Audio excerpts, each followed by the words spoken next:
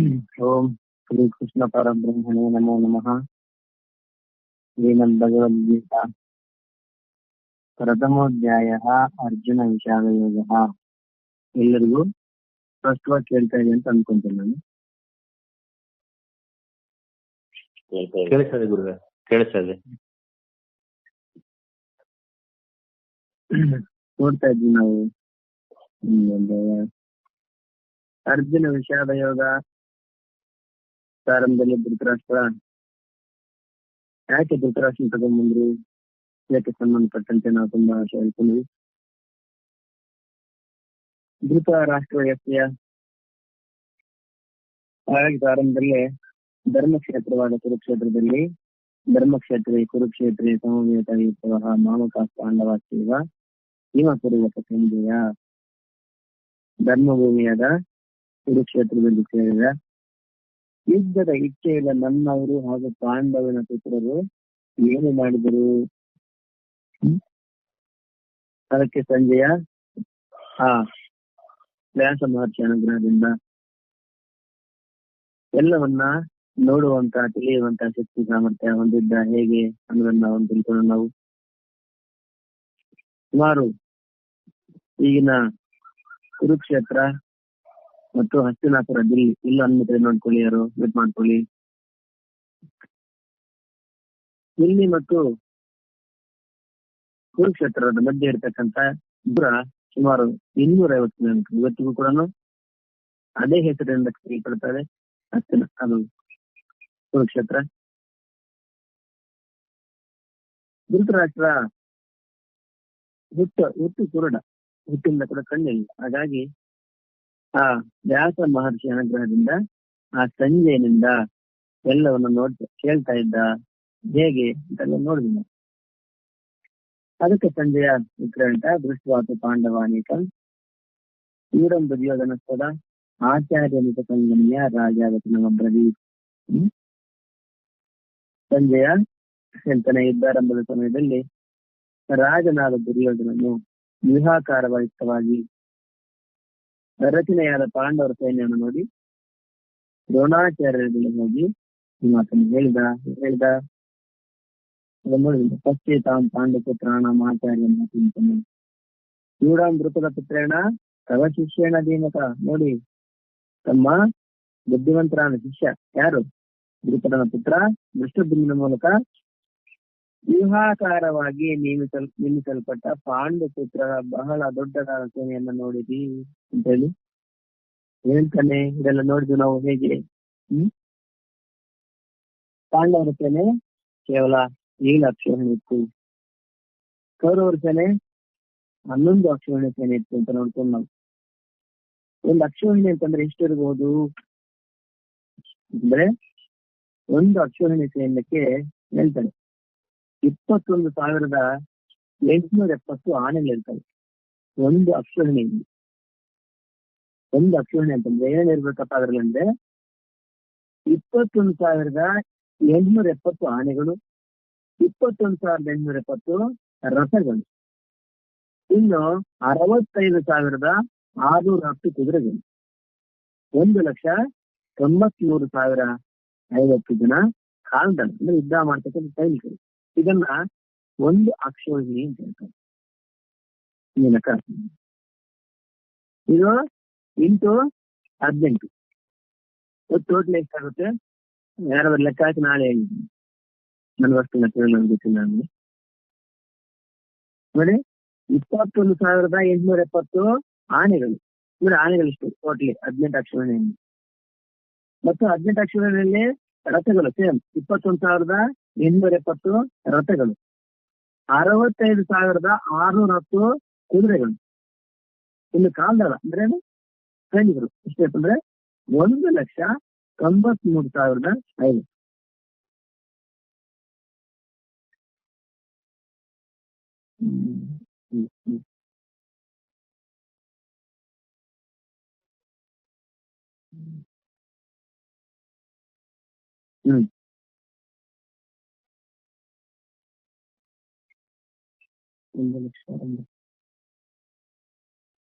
ಅಲ್ಲ, 1,09,350 ಕಾಣ್ತಾನೆ. ಹಾ ಇದೆಲ್ಲ ಕೂಡ ಒಂದು ಅಕ್ಷೋಹಿಣಿ ಸೇನೆ ಅಂದ್ರೆ ಒಂದು ಅಕ್ಷೋಹಿಣಿ ಸೇನೆಯಲ್ಲಿ ಇಷ್ಟೆಲ್ಲ ಆನೆಗಳು, ರಥಗಳು, ಕುದುರೆಗಳು, ಕಾಲ್ನಡೆ ಏನು ಇದರ 18ರಷ್ಟು 18 ಅಕ್ಷೋಹಿಣಿ ಸೇನೆ. ಅವೆಲ್ಲ ಅಡ್ಡಾಡ್ಲಿಕ್ಕೆ ನಡೆದಾಡ್ಲಿಕ್ಕೆ ಅದು ಇರ್ಲಿಕ್ಕೆ ಎಷ್ಟು ವಿಶಾಲವಾದ ಜಾಗ ಇರಬೇಕು ನಾವು ಊಹೆ ಮಾಡ್ಬೋದು. ಅದಕ್ಕಾಗಿ ಮುಂದೆ ಯುದ್ಧ ಮಾಡ್ಲಿಕ್ಕೆ ಒಂದು ಪ್ರದೇಶವನ್ನು ನಿರ್ಣಯ ಮಾಡ್ತಾ ಇದ್ರು. ಯುದ್ಧ ಮಾಡ್ಲಿಕ್ಕೆ ಒಂದು ಮುಹೂರ್ತವನ್ನು ಕೂಡ ನಿರ್ಣಯ ಮಾಡ್ತಾ ಇದ್ರು. ಹೇಗೆ ಮದುವೆ ಮಾಡ್ಲಿಕ್ಕೆ ಮುಹೂರ್ತವನ್ನ ನೋಡ್ತಾರೆ, ಯಾವ ಮುಹೂರ್ತ ಅಂತ ಹೇಳಿ. ಹಾಗೆ ಯುದ್ಧ ಮಾಡ್ಲಿಕ್ಕೆ ಎರಡೂ ಕಡೆಯವರು ಹೇಗೆ ಮದುವೆ ಮಾಡ್ಲಿಕ್ಕೆ ಹೆಣ್ಣು ಗಂಡ ಕಡೆ ಎರಡು ಕಡೆಯಿಂದ ಅವರವರ ಪುರೋಹಿತರ ಹೋಗಿ ನೋಡ್ತಾರೆ, ಮುಹೂರ್ತ ನೋಡ್ತಾರೆ. ಅದೇ ರೀತಿ ಯುದ್ಧ ಮಾಡ್ತಕ್ಕಂಥವ್ರು ಕೂಡ ಅಷ್ಟೇ ಎರಡು ಕಡೆಯಿಂದ ಮುಹೂರ್ತ ನೋಡ್ತಾರೆ ಮತ್ತು ಜಾಗ ಕೂಡ. ಮದುವೆ ಇಲ್ಲಿ ಇಂಥ ಕಲ್ಯಾಣ ಮಂಟಪ, ಹಾಗೆ ಯುದ್ಧ ಇಲ್ಲ ಅಂತಂದ್ರೆ ಯಾಕೆ ಇಷ್ಟೊಂದು ಜನ ಇರ್ಬೇಕಲ್ಲ. ಈಗ ಮದುವೆಗೆ 10-20 ಜನ ಬಂದ್ರೆ ಅದಕ್ಕೆ ಎಂತ ಕಲ್ಯಾಣ ಮಂಟಪ ಬೇಕು. 1,00,000 ಜನ ಬರೋದಾದ್ರೆ ಅದಕ್ಕೆ ಅಲ್ಲಿ ಜಾಗ ಯಾವ್ದು ಇರ್ಬೇಕು. ಅವ್ರು ಬರ್ತಕ್ಕಂಥ ವಾಹನಗಳಾಗಿರ್ಬೋದು, ನಿಲ್ಸ್ಲಿಕ್ಕೆ ವ್ಯವಸ್ಥೆ ಇಲ್ಲ. ಹಾಗೆ ಸುಮಾರು 1000 ಎಕರೆ ವಿಶಾಲವಾಗಿರ್ತಕ್ಕಂಥ ಭೂಮಿ ಅದೇ ಕುರುಕ್ಷೇತ್ರ. ಆ ಜಾಗವನ್ನ ಆಯ್ಕೆ ಮಾಡ್ತಾರೆ. ನೋಡ್ರಿ ಎಲ್ಲಿ ಬರ್ತದೆ ಕುರುಕ್ಷೇತ್ರ ಅಂತಂದ್ರೆ ದಿಲ್ಲಿ ಮತ್ತು ಹೇಳ್ಕೊಂಡು ಈಗಿನ ಒಂದು ಸರಸ್ವತಿ ನದಿ, ವೃಷಭ ನದಿಯ ಮಧ್ಯದ ಭಾಗದಲ್ಲಿ ಇರ್ತಕ್ಕಂಥದ್ದನ್ನೇ ಕುರುಕ್ಷೇತ್ರ ಅಂತಂದ್ರು. ದಿಲ್ಲಿಗೆ ಉತ್ತರಾಭಿಮುಖ ಅಂಬಾಲ ಕ್ಯಾಂಟ್ ಅಂತ ಬರ್ತದೆ ಸ್ಟೇಷನ್, ಅದಕ್ಕೆ ಮಧ್ಯ ಭಾಗದಲ್ಲಿ ಇರ್ತಕ್ಕಂಥದ್ದು ಅದನ್ನ ಕುರುಕ್ಷೇತ್ರ ಅಂತ ಹೇಳ್ತಾರೆ. ಇವತ್ತಿಗೂ ಅದೇ ಹೆಸರಿನಿಂದ ಕರೆಯಲ್ಪಡ್ತದೆ ಆ ಕುರುಕ್ಷೇತ್ರ ಅಂತಕ್ಕಂಥ ಜಾಗ. ಇನ್ನು ಧೃತರಾಷ್ಟ್ರನ ಬಗ್ಗೆ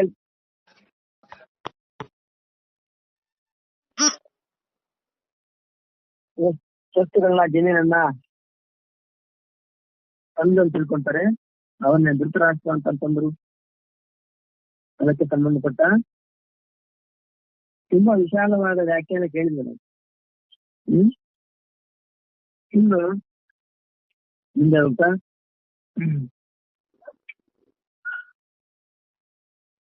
ನಮ್ಮ ಪುಸ್ತಕ ನೋಡ್ಬೇಡಿ, ಸದ್ಯಕ್ಕೆ ಬೇರೆ ಪುಸ್ತಕ ಹೇಳ್ತಿದ್ದೀನಿ. ತಶ್ಚೇತಾಂ ಪಾಂಡುಪುತ್ರಾಣಾಂ ಆಚಾರ್ಯ ಮಹತೀಂಚಮೂನ್ ಯೂಢಾಂ ದ್ರುಪದ ಪುತ್ರೇಣ ತವ ಶಿಷ್ಯನ ದೇವತ ಐನೇ ಆಚಾರ್ಯರೇ, ನಿನ್ನ ಶಿಷ್ಯನು ಬುದ್ಧಿವಂತನು ದ್ರುಪದ ಪುತ್ರನಾದ ದುಷ್ಟದಂಡನಿಂದ ವ್ಯೂಹಾಕಾರವಾಗಿ ರಚಿಸಲ್ಪಟ್ಟ ಪಾಂಡುಪುತ್ರರ ಆ ದೊಡ್ಡ ಸೇನೆಯನ್ನು ನೋಡು. ಏನು ಈ ಶ್ಲೋಕದಲ್ಲಿ ನಾವು ಸಂಜೆನು ದುರ್ಯೋಧನನ ಹೃದಯದಲ್ಲಿರುವ ಕುದುರೆ ಪ್ರಸಂಗವನ್ನ ವರ್ಣನೆ ಮಾಡ್ತಾನೆ. ಅಂದ್ರೇನು, ಯಾಕೆ ಈ ಮಾತಾಡಿದ ದ್ರೋಣಾಚಾರ್ಯ ಹತ್ರ ಹೋಗಿ ದುರ್ಯೋಧನ ಅಂತಂದ್ರೆ ಅವನ ಹೃದಯದಲ್ಲಿರುವ ಕುಟಿಲ ಪ್ರಸಂಗ. ಅರ್ಥಾತ್ ಹೇಳ್ಕೊಳ್ಳಿ, ವ್ಯಾಸ ಮಹರ್ಷಿ ಅನುಗ್ರಹದಿಂದ ಎಂತ ಶಕ್ತಿ ಇತ್ತಂದ್ರೆ ಒಳಗಡೆ ಅವನ ಉದ್ದೇಶವನ್ನು ಕೂಡ ತಿಳ್ಕೊಳ್ಳುವಷ್ಟು ಶಕ್ತಿ ಇತ್ತು. ಯಾರಿಗೆ? ಸಂಜಯನಿಗೆ. ರಾತ್ರಿ ಆಗ್ಲಿ ಹಗಲಾಗ್ಲಿ ಮತ್ತು ಯಾರ ರಹಸ್ಯವಾಗಿ ಏನ್ ಮಾತಾಡ್ಕೊಂತಾರೆ, ಯಾರ ಮನಸ್ಸಿನಲ್ಲಿ ಏನ್ ಭಾವನೆ ಬರ್ತದೆ, ಎಲ್ಲವನ್ನ ಗ್ರಹಿಸ್ತಕ್ಕಂಥ ಶಕ್ತಿ ಇತ್ತು. ಯಾರಿಗೆ? ಸಂಜಯ್ ವ್ಯಾಸ ಮಹರ್ಷಿಯ.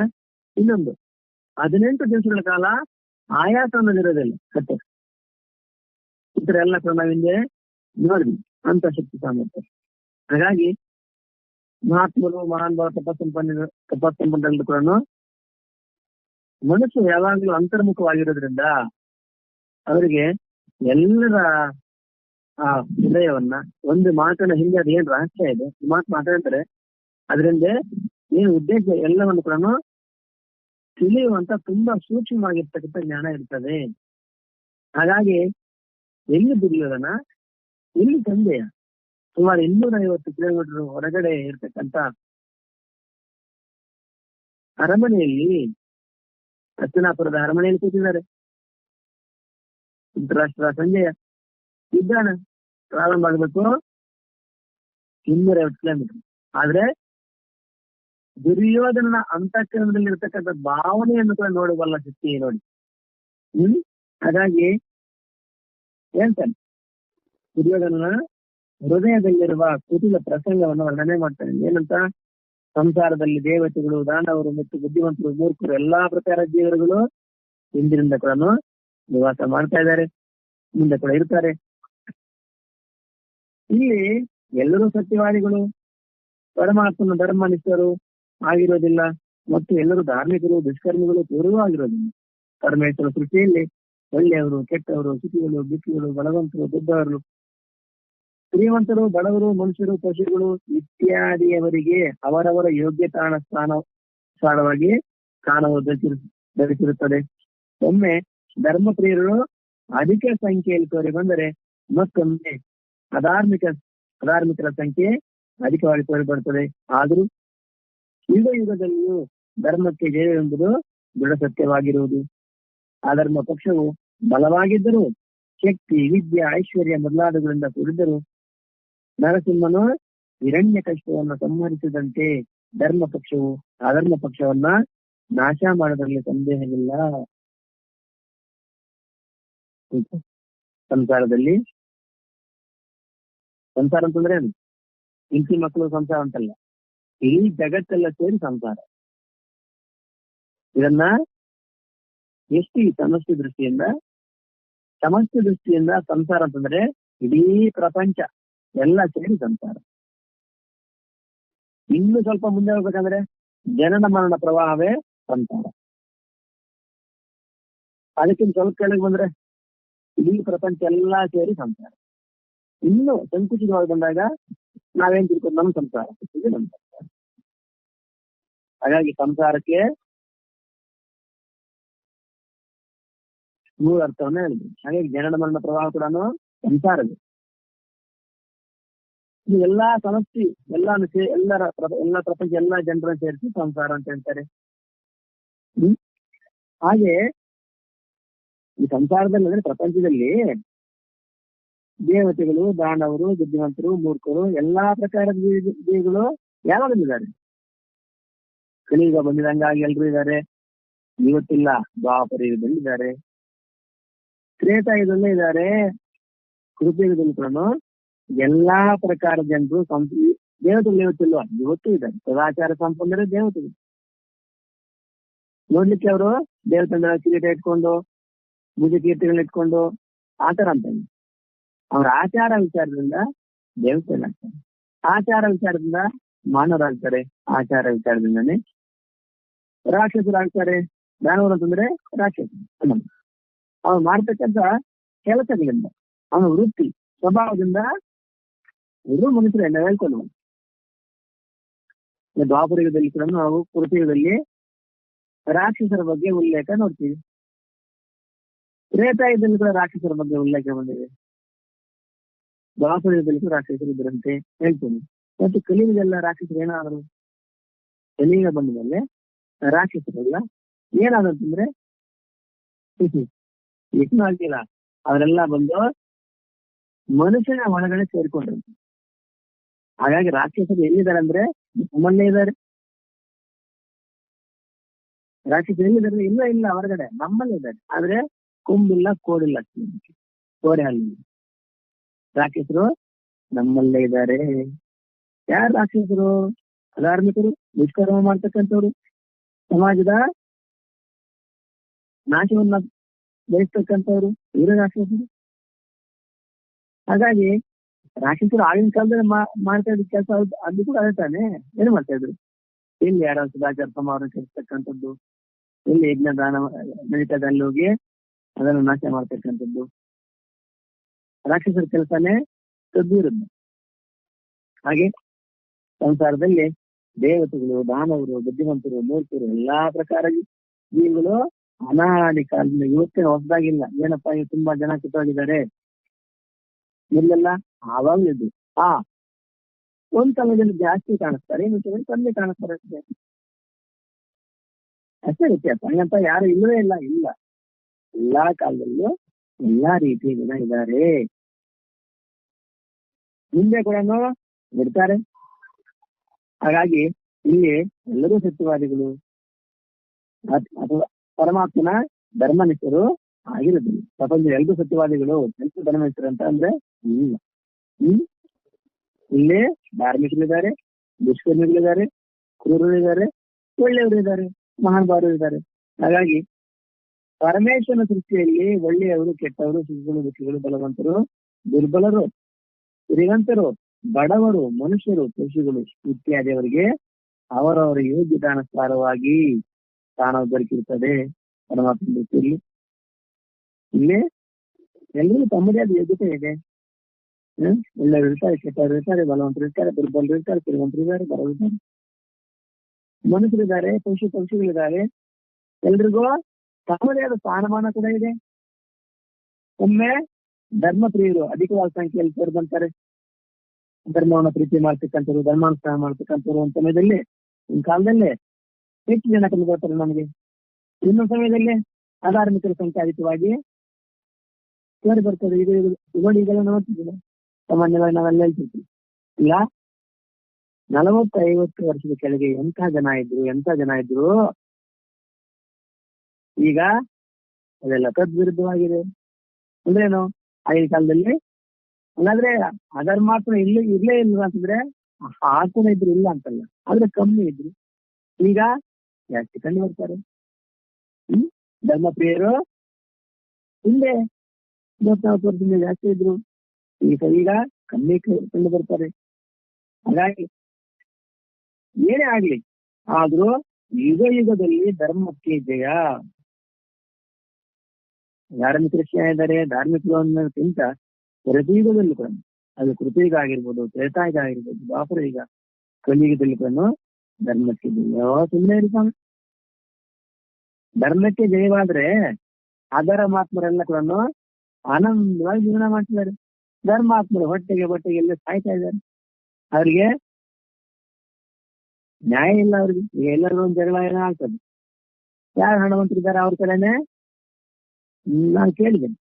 ಸಾಕ್ಷಿಗಳು ಕೂಡ ಅವ್ರ ಕಡೆ ಮಾತಾಡ್ತಾರೆ. ಇಲ್ಲಿ ಏನೇನೋ ನೋಡ್ಬೇಕು ನಾವು, ಬೇರೆ ಏನೋ ಸಾಕ್ಷಿಗಳನ್ನ ಹಣ ಕೊಟ್ಟು ಸಾಕ್ಷಿ ಆಗ್ತಕ್ಕಂಥವ್ರು ಕೂಡ ನಾನು ನೋಡ್ತೀನಿ.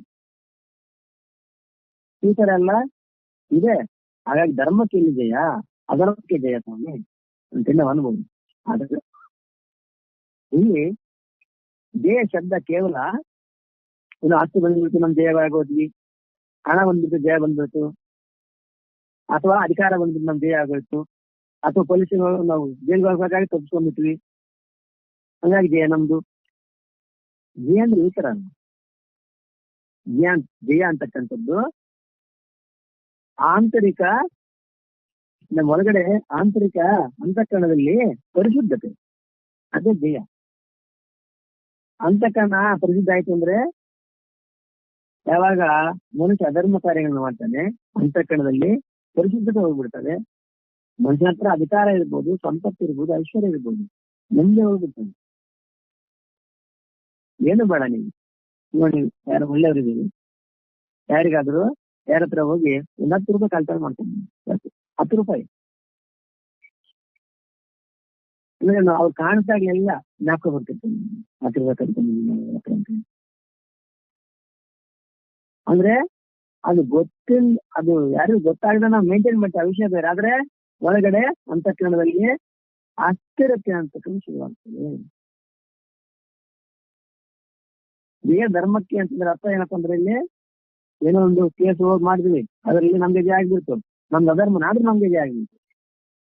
ಅಷ್ಟೇ ಜಯ ಆಗಿಲ್ಲ. ಗೊತ್ತು, ನೀವು ಆ ಭೂಮಿ ಒಳಗೆ ಹೋದಾಗಲೆಲ್ಲ ಇದು ಅವಂದು ನಮ್ದಲ್ಲ ಅಂತ ಹೇಳ್ತಾ ಇರ್ತೀವಿ, ಒಳಗಡೆ ಸಾಕ್ಷಿ ಇದೆಯಲ್ಲ, ಅದನ್ನ ನಾವು ಅದಿಮಿಟ್ಟು ವ್ಯವಹಾರ ಮಾಡ್ತಿರ್ತೀವಿ. ಎಷ್ಟು ಅದಿಮಿಟ್ರು ಅದ ಮೇಲೆ ಮೇಲೆ ಬಂದು ಮತ್ತೆ ಹೇಳ್ತಿರ್ತೀವಿ. ಒಳ್ಳೆ ಬಟ್ಟೆ ಹಾಕೋಬಹುದು, ಒಳ್ಳೆ ವಾಹನ ಖರೀದಿ ಮಾಡ್ಬೋದು, ಒಳ್ಳೆ ನೋಡ್ಲಿಕ್ಕೆ ಚಂದ ಇರ್ಬೋದು. ಆದ್ರೆ ಅಂತಃಕರಣ ಅಂತಕ್ಕಂಥದ್ದು ಕಲುಷಿತವಾಗ್ತದೆ. ಕಲುಷಿತವಾದಾಗ ಮನುಷ್ಯ ಶಾಂತಿ ನೆಮ್ಮದಿ ತಿಳ್ಕೊಂತ. ಇನ್ನೊಂದು ಜ್ಞಾನದ ವಿಷಯ ತುಂಬಾ ದೂರ ಅಲ್ಲ, ಸುದೂರ. ಲೋಕದ ಸುಖ ಶಾಂತಿನೇ ಪಡೀಲಿಲ್ಲ ಅಂದ್ರೆ ಆಧ್ಯಾತ್ಮಿಕ ಶಕ್ತಿ ಸಾಮರ್ಥ್ಯವನ್ನು ಹೇಗೆ ಪಡೀತಾನೆ ಅಂದ್ರೆ ಆದ್ದರಿಂದ ಏನೋ ಮಾತು ಅನ್ಕೊಂಡ್ಬಿಟ್ರೆ ಅವತ್ತೆಲ್ಲ ಕುರೀತದು. ಒಂದು ಮಾತೆ ಅದೇನು ದೊಡ್ಡ ವಿಷಯ ಅಲ್ಲ. ಮತ್ತೆ ಹಾಗೆ ಇಲ್ಲಿ ಜಯ ಅಂತಕ್ಕಂಥದ್ದು ಇವತ್ತಲ್ಲ ನಾಳೆ ಸತ್ಯಮೇವ ಜಯತೆ ನಾಂತೃತಂ. ವೇದ ಉಪನಿಷತ್ ವಾಕ್ಯ ಇದು. ಎಲ್ಲಿದೆ ವಾಕ್ಯ ಇದು? ನಾವು ಪ್ರತಿದಿನ ಚಲಾವಣೆ ಮಾಡ್ತೀವಲ್ಲ, ನೋಟುಗಳು ಅಥವಾ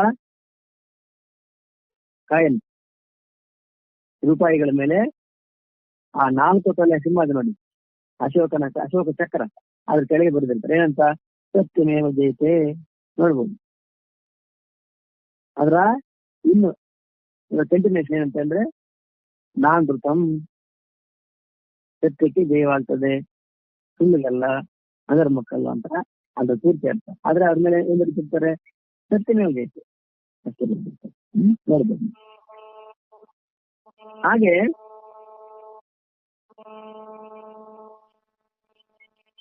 ಇಲ್ಲೊಂಥರ ಬೀಗ ಸಿದ್ಧ ಬರ್ತಾ ಇದೆ, ನೋಡ್ಕೊಳ್ಳಿ. ಯಾರು ಸ್ವಲ್ಪ ಎರಡು ಮೊಬೈಲ್ ದೂರ ಮಾಡ್ಕೊಳ್ಳಿ. ಹಾಗಾಗಿ ಪ್ರತಿಯೊಬ್ಬರಿಗೂ ಇಲ್ಲಿ ಅಧಾರ್ಮಿಕರ ಸಂಖ್ಯೆ ಅಧಿಕವಾಗಿ ಒಂದು ಸಮಯದಲ್ಲಿ ಧಾರ್ಮಿಕರು ಹೆಚ್ಚಾಗಿ ಕಂಡು ಬರ್ತಾರೆ, ಒಂದು ಸಮಯದಲ್ಲಿ ಅಧಾರ್ಮಿಕರು ಹೆಚ್ಚಾಗಿ ಕಂಡು ಬರ್ತಾರೆ, ಕೆಲವು ಸಮಯದಲ್ಲಿ ಧಾರ್ಮಿಕರು ಹೆಚ್ಚಾಗಿ ಕಂಡು ಬರ್ತಾರೆ. ಹಾಗಾಗಿ ಪ್ರತಿ ಯುಗದಲ್ಲಿ ಕೂಡ ಎಲ್ಲ ನೋಡ್ತೀವಿ ನಾವು. ಈ ಗೊತ್ತೇನು ಹೊಸದಾಗಿ ನಾವು ಕಾಣ್ತಾ ಇಲ್ಲ, ಎಲ್ಲಾ ಯುಗದಲ್ಲಿ ನೋಡ್ತೀವಿ. ಆದ್ರೆ ಜಯ ಅಂತಕ್ಕಂಥದ್ದು ಧರ್ಮಕ್ಕೆ ಜಯವಾಗ್ತದೆ. ಅದರ ಪಕ್ಷ ಬಲವಾಗಿದ್ರು ಸರಿ, ಇವತ್ತಲ್ಲಿ ನಾಳೆ ಅದು ನಿಜವಾಗುತ್ತದೆ. ಹಾಗಾಗಿ ಶಕ್ತಿ, ವಿದ್ಯೆ, ಐಶ್ವರ್ಯ ಮೊದಲಾದವುಗಳಿಂದ ಕೂಡಿದ್ದರು ಸಿಂಹನು ಹಿರಣ್ಯಕಶಿಪುವನ್ನು ಸಂಹರಿಸಿದಂತೆ. ಹಿರಣ್ಯಕಶಿಪು ಇಂಥ ಶಕ್ತಿ ಸಾವಂತರಲ್ಲ, ತಪಸ್ಸು ಎಂತ ತಪಸ್ಸು ಗೊತ್ತೇ ಅವರಿಗೆ? ಇಂಥ ವಿದ್ಯೆ, ಎಲ್ಲಾ ವಿದ್ಯೆಗಳು ಗೊತ್ತು, ಐಶ್ವರ್ಯ ಅವರಿಗಿಂತ ದೊಡ್ಡವನಿಲ್ಲವೇ ಇಲ್ಲ. ಆದ್ರೂ ಹಿರಣ್ಯಕಶಿಪು ಏನಾದ ಸಂಹಾರ ನರಸಿಂಹ ಸ್ವಾಮಿಯಿಂದ ಸಂಹಾರಕ್ಕೊಳಗಾದ. ಹಾಗಾಗಿ ಈಗ ನೋಡಿ, ಏನ್ ನೋಡಿ, ಮಹಾಭಾರತದಲ್ಲಿ ಕೌರವ ಸೈನ್ಯ ಎಷ್ಟಿತ್ತು ಅಂದ್ರೆ 11 ಅಕ್ಷೋಹಿಣಿ. ರಾಜ್ಯ ಎಲ್ಲ ಅವ್ರದ್ದು, ಸಂಪತ್ತೆಲ್ಲ ಅವ್ರದ್ದು. ಪಾಂಡವ್ರದ್ದು ಏನಿರ್ಲಿಲ್ಲ. ಆದ್ರೆ ಜಯ ಯಾರಿಗಪ್ಪ ಅಂದ್ರೆ ಎತ್ತರ ಯೋಗೇಶ್ವರ ಕೃಷ್ಣ, ಎತ್ತರ ಪಾರ್ಥದ ವಿಗ್ರಹ, ತತ್ರ ವಿಜಯೋಭೂತಿ ಧ್ರುವ ನೀತಿರು ಮತ್ತು ಮಹಾಗಿ ಇವತ್ತು ನಾಳೆ ಧರ್ಮಕ್ಕೆ ಜಯವಾಗ್ತದೆ. ಹಾಗಾಗಿ ಎಂತೆಂತ ಬಲವಂತರು ಕೂಡ ಏನಾದ್ರು ಬಿದ್ದು ಕೆಳಗಿದ್ದವರು. ಹಾಗಾಗಿ ನರಸಿಂಹನ ಹಿರಣ್ಯಕಶಿಪುವನ್ನು ಸಂಹರಿಸಿದಂತೆ ಧರ್ಮದ ಪಕ್ಷವು ಅಧರ್ಮ ಪಕ್ಷವನ್ನು ನಾಶ ಮಾಡುವುದರಲ್ಲಿ ಸಂದೇಹವಿಲ್ಲ. ಅದರ ಪಕ್ಷದಲ್ಲಿ ಎಲ್ಲ ಇರ್ಬೋದು, ಸಂಪತ್ತು ಇರ್ಬೋದು, ಶಕ್ತಿ ಇರ್ಬೋದು. ಈಗ ಸಂಬಂಧದಲ್ಲಿ ನಮ್ಗೇನಪ್ಪ, ನಮ್ಮವರೇ ಮಿನಿಸ್ಟರ್ ಇದ್ದಾರೆ, MP ಇದ್ದಾರೆ. ಎಲ್ಲಿವರೆಗೆ MP, ಎಲ್ಲಿವರೆಗೆ ಮಿನಿಸ್ಟರ್, ಯಾರಿಗೆ ಯಾರು? ಒಂದ್ಸರಿ ಮನುಷ್ಯ ಕಣ್ಣು ಮುಚ್ಚಿದ ಅಂತಂದ್ರೆ ಎಷ್ಟು ಜನ MLA ಗಳಿದ್ರೆ ಏನ್ ಮಾಡ್ತೀರಿ, ಎಷ್ಟು ಜನ MP ಗಳಿದ್ರೆ ಏನ್ ಮಾಡ್ತೀರಿ, ಎಷ್ಟು ಜನ ನಮಗೆ ಬಂಧುಗಳಿದ್ರೆ ಏನ್ ಮಾಡ್ತೀರಿ, ಐಶ್ವರ್ಯದ ಏನ್ ಮಾಡ್ತೀರಿ? ಕಣ್ಣು ಮುಚ್ಚಿದ್ರೆ ಹೋಯ್ತು. ಆ ಜೀವ ಅವನು ಮಾಡಿದ ಕರ್ಮ ಫಲವನ್ನು ಅನುಭವಿಸ್ಲಿಕ್ಕೆ ಎಲ್ಲ ಉಪನ ಗೊತ್ತಿಲ್ಲ. ಮತ್ತೆ ಬದುಕಿರೋ ಗಂಟನೆ ನಮ್ದು ಅವರು ಇವ್ರು ಇದ್ದಾರೆ, ನಮ್ಮವರು ಇವೆಲ್ಲ ಕೂಡ ಕಣ್ಣು ಮುಚ್ಚಿದ್ರೆ MP ಯಾರು, MLA ಯಾರು, ಮಿನಿಸ್ಟರ್ ಯಾರು, ಪ್ರಧಾನಿ ಯಾರು? ಕಣ್ಣು ಮುಚ್ಚಿದ್ರೆ ಮತ್ತೆ ಯಾರ ರೆಕಮೆಂಡೇಶನ್ ಇಲ್ಲ, ಏನಿಲ್ಲ ಉತ್ತಾನ ಗೊತ್ತಿಲ್ಲ. ಜೀವ ಯಾರು ಆ ಜೀವನ ಅಧಃಪತನವನ್ನ ತಪ್ಪಿಸ್ಲಿಕ್ಕೆ ಕೂಡ ಆಗಲ್ಲ. ಹೋಯ್ತು, ಕಣ್ಣು ಮುಚ್ಚಿದ ಅಂದ್ರೆ ಹೋಯ್ತು. ಅವನ ಅಧಃಪತನ ತಪ್ಪಿಸ್ಲಿಕ್ಕೆ ಯಾಕೆ ಯಾರಿಂದ ಆಗಲ್ಲ, ಹೋಯ್ತು, ಏನಿಲ್ಲ ಉತ್ತಾನ ಗೊತ್ತಿಲ್ಲ. ಹಾಗೆ ಧರ್ಮ ಪಕ್ಷ ಅಂತಕ್ಕಂಥದ್ದು ಇವತ್ತಿನ ನಾಳೆ ಗೆಲ್ತದೆ, ಅಧರ್ಮ ಪಕ್ಷ ಅಂತಕ್ಕಂಥದ್ದು ಒಂದಿನ ಬಿದ್ದು ಹೋಗ್ತದೆ ಅನ್ನೋ ಮಾತನ್ನು ಹೇಳ್ತಾ ಇದ್ದಾರೆ. ಇನ್ನು ಕೌರವರದು ಸೇನೆ, ಪಾಂಡವರ ಸೇನೆ ಬಗ್ಗೆ ವಿಚಾರ ಮಾಡ್ತಾ ಅವ್ರದ್ದು 7 ಅಕ್ಷೋಹಿಣಿ, ಪಾಂಡವರದ್ದು ಕೌರವರದ್ದು 18 ಅಕ್ಷೋಹಿಣಿ. ಅಕ್ಷೋಹಿಣಿಯಲ್ಲಿ ಎಷ್ಟೆಷ್ಟೆಲ್ಲ ಇರ್ತವೆ ನೋಡಿದ್ವಿ ನಾವು. ಒಂದೊಂದು ಅಕ್ಷೋಹಿಣಿಯಲ್ಲಿ ಎಷ್ಟು ಜನ? ಒಂದು ಅಕ್ಷೋಹಿಣಿ ಅಂದ್ರೆ 21,870 ಆನೆಗಳು, 21,870 ರಥಗಳು, 67,610 ಕುದುರೆಗಳು, 1,09,350 ಕಾಲ್ದಳಗಳು, ಇಷ್ಟು ಒಂದು ಅಕ್ಷೋಹಿಣಿ ಸೇನೆ. ಇದೆಲ್ಲ ನೋಡಿ ಯಾರು ದುರ್ಯೋಧನ ಸೇನೆಯ ಪಾಂಡವರ ಸೇನೆಗಿಂತ ದೊಡ್ಡದಾಗಿದ್ದರು. ಪಾಪದಿಂದ ಉಂಟಾದ ಭಯದಿಂದ ದುರ್ಯೋಧನನಿಗೆ ಶತ್ರು ಪಕ್ಷ ಪ್ರಬಲವಾಗಿ ಕಂಡು ಬರ್ತದೆ. ಪಾಂಡವರ ಸೇನೆ ಎಷ್ಟು? 7 ಲಕ್ಷ, ಕೌರವ್ರದ್ದು 11. ಆದ್ರೂ ಈ 7 ಲಕ್ಷಗಳನ್ನ ನೋಡಿ ಹೆದರ್ತಾನಂತೆ ದುರ್ಯೋಧನ. ಯಾಕೆ? ಪಾಪದ ಕಾರಣದಿಂದ ಉಂಟಾದ ಭಯ ಅದು. ಈ ಕಾರಣದಿಂದ ಅವನು ದ್ರೋಣಾಚಾರ್ಯರ ಹತ್ರ ಹೋಗಿ ಅವರಿಗೆ ಉತ್ತೇಜನವನ್ನು ಉಂಟು ಮಾಡೋದಕ್ಕಾಗಿ ಗಂಭೀರವಾಗಿ ಹಾಗೂ ವ್ಯಂಗ್ಯವಾಣಿಯಿಂದ ಪಾಂಡವರ ಭಾರಿ ಸೇನೆಯನ್ನು ನೋಡಿರಿ ಇಲ್ಲಿ ಹೇಳ್ತಾನೆ. ಭಾರಿ ಸೇನೆ ಯಾರ್ದು? ಕೌರವರದ್ದು. ಪಾಂಡವರದ್ದು 7 ಅಕ್ಷೋಹಿಣಿ, ಅವ್ರಿಗಿಂತ ಹೇಳಿದ್ರು 4 ಅಕ್ಷೋಹಿಣಿ ಜಾಸ್ತಿ. ಆದ್ರೂ ಭಾರಿ ಸೇನೆ ನೋಡ್ರಿ. ಯಾರು? ದುರ್ಯೋಧನ. ಯಾಕೆ? ಪಾಪದ ಕಾರಣ. ದುರಾತ್ಮರುಗಳ ಮಾತು ದುರ್ಯೋಧನಂತೆ ಸ್ಪಷ್ಟವಾಗಿರೋದಿಲ್ಲ. ದುರಾತ್ಮರು ಯಾವಾಗಲೂ ಮುಖವನ್ನು ನೋಡಿ ಮಾತಾಡ್ತಾರೆ. ಅವರಿಗೆ ಮನದಲ್ಲಿ ಒಂದು, ವಾಣಿಯಲ್ಲಿ ಮತ್ತೊಂದು, ಕರ್ಣದಲ್ಲಿ ಇನ್ನೊಂದು, ಈ ರೀತಿ ವಿಪರೀತ ಲಕ್ಷಣ ಕಂಡು ಬರ್ತದೆ. ದುರಾತ್ಮ ಮತ ಹೇಗಿತ್ತು ಅಂದ್ರೆ ದುರ್ಯೋಧನಂತೆ ಸ್ಪಷ್ಟವಾಗಿರೋದಿಲ್ಲ. ದುರಾತ್ಮ ಯಾವಾಗಲೂ ಮುಖವನ್ನು ನೋಡಿ ಏನ್ ಮಾತಾಡೋದೇನು, ಮನಸ್ಸಲ್ಲಿ ಒಂದು, ಮಾತಾಡೋದೊಂದು, ಮಾಡೋದೊಂದು. ಮನಸ್ಸಲ್ಲಿರೋದೇ ಒಂದು, ಬಾಯಲ್ಲಿ ಬರೋದು ಇನ್ನೊಂದು, ಮಾಡೋದೇ ಹೇಳ್ತಾರೆ. ಹಾಗೆ ಇದನ್ನು ತ್ರಿಕರಣ ಶುದ್ಧಿ ಅಂತಾರೆ. ಇದನ್ನು ಏನ್ ಮನಸ್ಸಲ್ಲಿದೆ ಅದನ್ನೇ ಮಾತಾಡಬೇಕು, ಏನ್ ಮಾತಾಡ್ತೇವೆ ಅದನ್ನೇ ಮಾಡಬೇಕು ಅಂತ. ಆದ್ರೆ ನೋಡ್ತೀವಿ ಜನ ಮನಸ್ಸಲ್ಲಿ ಒಂದಿದ್ರೆ ಮಾತಾಡೋದು, ಕೆಲವರು ನೋಡ್ತೀವಿ ಮೇಲಕ್ಕೆ ಸಿಹಿಯಾಗಿ ಮಾತಾಡ್ತಾರೆ. ಉದ್ದೇಶ ಮಾತ್ರ ಅವನಿಗೆ ಇವನ್ ಹೆಂಗೆ ಲೂಟಿ ಮಾಡಬೇಕು, ಅದು ಹೆಂಗೆ ನಾವು ಅಡ್ಡಿ ಪಡಿಸ್ಬೇಕು, ಹಿಂಗ್ ತುಳಿದಾಗ್ಬೇಕು, ಇದೇ ಹೇಳ್ತೀನಿ. ತುಂಬಾ ಜನ ನೋಡ್ತೀನಿ. ಹಾಗಾಗಿ ದುರ್ಯೋಧನಕರನ್ನು ವ್ಯಂಗ್ಯವಾಗಿ ಮಾತಾಡ್ತಾನೆ. ಅದನ್ನು ಹೇಳ್ತಿದ್ದಾರೆ. ದುರ್ಯೋಧನ ಮಾತಿನಲ್ಲಿ ಕುಟಿಲ ಪ್ರಸಂಗವನ್ನ ಒಂದು ರೀತಿಯಿಂದ ಕಂಡು ಹಿಡಿಯಬಹುದು. ಯಾಕೆಂದ್ರೆ ಪಾಂಡವರು ಈ ಸೇನೆಯನ್ನು ತೆಗೆದುಕೊಂಡು ನಮ್ಮೊಡನೆ ಯುದ್ಧಕ್ಕೆ ಬಂದಿರುತ್ತಾರೆ, ಈ ಸೇನೆಯಲ್ಲಿ ಯಾವುದೊಳಗೂ ಇಲ್ಲ ಎಂಬ ಅರ್ಥವನ್ನಾದ್ರೇನು ಮಾಡಬಹುದು. ಆದ್ರೆ ಪಾಂಡವರಿಂತ ದೊಡ್ಡ ಸೇನೆಯನ್ನ ತೆಗೆದುಕೊಂಡು ನಮ್ಮೊಡನೆ ಯುದ್ಧಕ್ಕೆ ಬರುವುದೆಂಬ ನಿರೀಕ್ಷೆ ಸಹ ಇರಲಿಲ್ಲ ಎಂಬ ಅರ್ಥವನ್ನಾದ್ರೂ ಕೂಡ ಮಾಡಬಹುದು. ಮಾತಾಡ್ಲಿಕ್ಕೆ ಏನ್ ಕಾರಣ ಅಂತ ಹೇಳ್ತಾ, ಒಂದನೇದಾಗಿ ದುರ್ಯೋಧನ ಈ ಮಾತಿನ ಕುಟಿಲ ಪ್ರಸಂಗ ಒಂದು ರೀತಿಯಿಂದ ಹೀಗೆ ಹೇಳ್ಬೋದು. ಏನು? ಪಾಂಡವರು ಈ ಸೇನೆ ತಗೊಂಡು ನಮ್ಮೊಡನೆ ಯುದ್ಧಕ್ಕೆ ಬಂದಿರ್ತಾರೆ. ಅಂದ್ರೇನು? ಬರೀ 7 ಅಕ್ಷೋಹಿಣಿ ತಗೊಂಡು ನಮ್ ಜೊತೆ ಯುದ್ಧಕ್ಕೆ ಬಂದಿದ್ದಾರೆ. ಈ ಸೇನೆಯಲ್ಲಿ ಯಾವ ಬಲ ಇದೆ ಅಂದ್ರೆ ನಮ್ಮ ಸೈನ್ಯಕ್ಕೆ ಹೋಲಿಕೆ ಮಾಡಿದಾಗ ಇವ್ರ ಬಲ ಎಷ್ಟು ಅರ್ಥಾತ್ ಎರಡನೇ ಇಲ್ಲ. ಒಂದು ಅರ್ಥ ಆಗ್ತದೆ. ಇನ್ನೊಂದೇನು?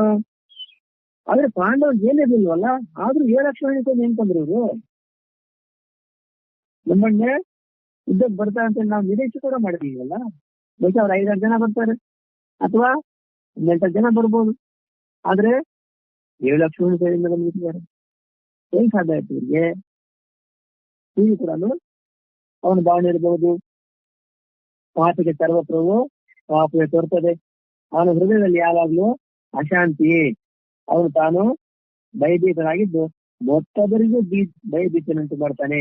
ಭಯ, ಚಿಂತೆ ಮತ್ತು ಅಶಾಂತಿಗಳಿದ್ದರೂ ಅವರು ತಮ್ಮ ದುಷ್ಕರ್ಮಗಳನ್ನು ಬಿಡುವುದಿಲ್ಲ. ದಂಬಾಚಾರಿಗಳಾದ ಸ್ವಾರ್ಥ ಜನರು ಒಳಗಿಲ್ಲದ ವೈರಾಗ್ಯವನ್ನು ತೋರಿಸುತ್ತಾರೆ. ಅವ್ರು ಹೇಳುವುದೇನಂದ್ರೆ, ಸಂಸಾರದಲ್ಲಿ ಯಾರಿಗೆ ಯಾವ ಸಂಬಂಧವಿಲ್ಲ, ಒಬ್ಬರು ಸ್ವಾರ್ಥವನ್ನು ಬಿಟ್ಟು ಮತ್ತೊಬ್ಬರಿಗೆ ಸಹಾಯ ಮಾಡಲಾರದು. ತನ್ನವರೆಂದು ಹೇಳಿಸಿಕೊಳ್ಳುವವರು ಸಹ ಕಷ್ಟ ಬಂದ ಕೂಡಲೇ ಮುಖವನ್ನು ಬದಲಾಯಿಸ್ತಾರೆ. ಸಂಸಾರದಲ್ಲಿ ಒಳ್ಳೆಯದನ್ನು ಮಾಡ್ತಾ ಹೋದಂತೆಲ್ಲ ಕೆಟ್ಟದ್ದೇ ಬರ್ತದೆ ಎಂದು ಅವ್ರು ಹೀಗೆ ಮಾತನಾಡೋದನ್ನು ಕೇಳಿ ಅವರು ನಿಜವಾದ ವೈರಾಗ್ಯವಂತರೆಂದು ಭಾವಿಸಿ ಮೋಸವಾಗಬಾರದು ಹೇಳ್ತಾರೆ. ಪಾಪಿಗೆ ಸರ್ವರು ಪಾಪವೇ ತೋರ್ತದೆ. ಪಾಪಾತ್ಮಗೆ ಎಲ್ಲ ಕಡೆ ಪಾಪವೇ ತೋರ್ತಾ ಉಂಟು. ಅವನ ಹೃದಯದಲ್ಲಿ ಯಾವಾಗ್ಲೂ ಅಶಾಂತಿನೇ, ಶಾಂತಿ ಇಲ್ಲಿರ್ತದೆ. ಪಾಪಾತ್ಮವನ್ನು ಶಾಂತಿ ಇಲ್ಲಿರ್ತದೆ, ಶಾಂತಿ ಇರಲ್ಲ, ಎಲ್ಲ ಇರ್ತದೆ ಆದ್ರೆ ಶಾಂತಿ ಇರಲ್ಲ. ಹೇಳ್ತಾರೆ ಹೇಳ್ತಾ